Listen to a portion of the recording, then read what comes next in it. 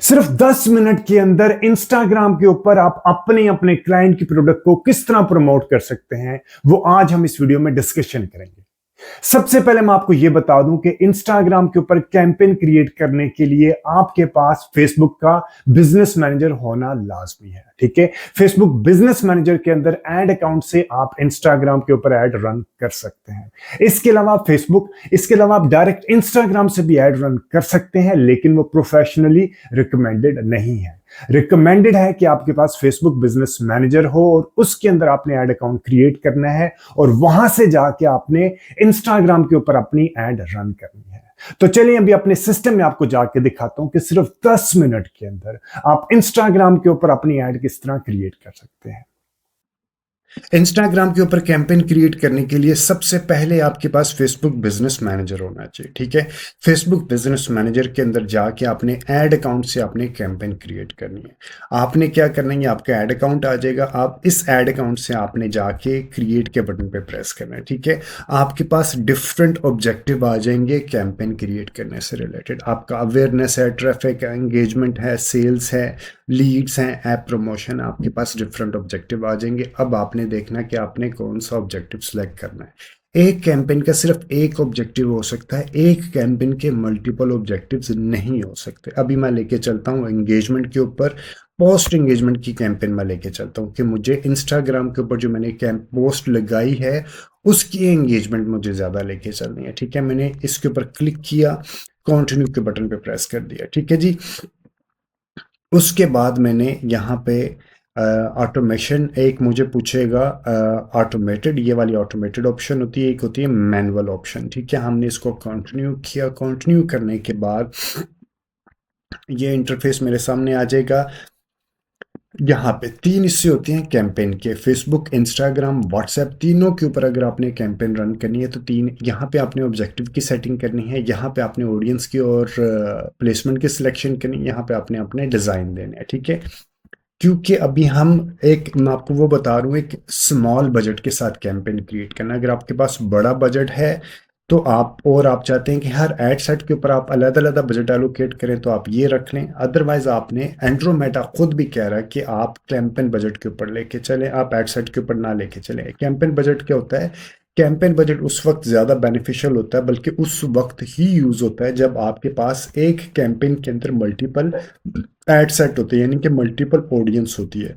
ठीक है, तो उस वक्त आपने कैंपेन बजट ऑप्टिमाइजेशन लेके चलना होता है। उसका फ़ायदा क्या होता है कि जो एड सेट ज़्यादा अच्छा परफॉर्म कर रहा है, फेसबुक उसको ऑटोमेटिकली बजट ज़्यादा एलोकेट करेगा। ठीक है, अभी मैं आ जाता हूँ कैंपेन बजट के ऊपर। और एक और चीज़ देखिएगा, यहाँ पे 2 तरह के बजट होते हैं, एक होता है डेली बजट, एक होता है life time budget. Daily budget में आपको स्केजुअल बजट इंक्रीज करने की ऑप्शन मिलती है, यानी कि आप वीकेंड्स पे बजट इंक्रीज कर सकते हैं। और अगर आप लाइफ टाइम लेके आते हैं तो आपको बजट स्केजुअल करने की ऑप्शन मिलती है, यानी कि आप वीक के लाइक डेली बेसिस पे 24 घंटे की बजाय आप किसी स्पेसिफिक घंटों में ऐड चला सकते हैं और किसी स्पेसिफिक घंटों में ऐड को ऑफ भी कर सकते हैं। ठीक है जी, अभी आप दोनों की फीचर्स अलग-अलग है। वैसे इनसे रिलेटेड डिटेल्ड वीडियो, बहुत डिटेल में कि आपने बजट स्केजुअल कैसे करना है, ऐड स्केजुअल कैसे कैसे करना है, इनसे रिलेटेड डिटेल्ड वीडियो मेरे यूट्यूब चैनल के ऊपर पहले ही अवेलेबल है। ठीक है, अभी इसके बाद हम आ जाते हैं, इसको नेक्स्ट के बटन पे प्रेस करेंगे। नेक्स्ट के बटन पे प्रेस करने के बाद अभी हमारा कन्वर्जन क्या है, मैं चाहता हूँ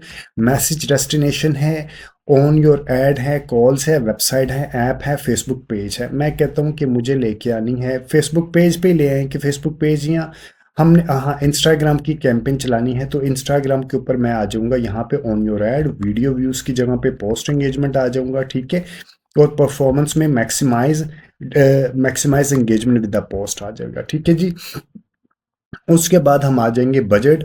बजट हमने पहले ही दे दिया था। स्केजुअल हम लोगों ने यहाँ से करना है, आपने क्या स्केजुअल करना है, आपने आपकी स्टार्ट डेट क्या होगी, एंड डेट क्या होगी, और उसके बाद आ जाएगा ऑडियंस। ऑडियंस के ऊपर आपने यहाँ पे आपने लोकेशन की टारगेटिंग करनी है कि आपने किस किस सिटी में अपना ऐड दिखाना है, यानी कि कराची, लाहौर, इस्लामाबाद, कहाँ कहाँ पे आपने ऐड दिखाना, वो यहाँ पे आप सिलेक्शन करते रहेंगे। एक और चीज़ आपको बता दूं कि आप यहाँ पे बहुत बड़ा रेडियस नहीं रखना। ये देखिए मैंने लाहौर रखा 25 माइल, तो ये अमृतसर इधर, मुजफ्फर इधर, ये पता नहीं कौन सा है, मुजफ्फराबाद है, शरकपुर आ गया, ननकाना साहब आ गया। तो आपने इतना बढ़िया रेडियस नहीं रखना, आपने इसको 15 रखना है, ठीक है। 15 माइल का रखना है, तो वो भी अंदाजन को 20 से 22 किलोमीटर हो जाता है, ठीक है। इसी तरह आपने यहाँ पे इसको मैंने क्लिक किया और 15 के ऊपर आ गया, ठीक है। इसी तरह आपने जो छोटे सिटीज होंगे उसका रेडियस 10 माइल रखना ही है। अगर आपके पास किलोमीटर्स में आ रहा है तो आप उसको इतना बड़ा रेडियस मत रखा करें, 15 से 18 किलोमीटर रखें, 10-12 माइल रखें, ठीक है। ये करने के बाद हम आ जाते हैं नीचे और एडवांटेज और प्लस ऑडियंस के ऊपर।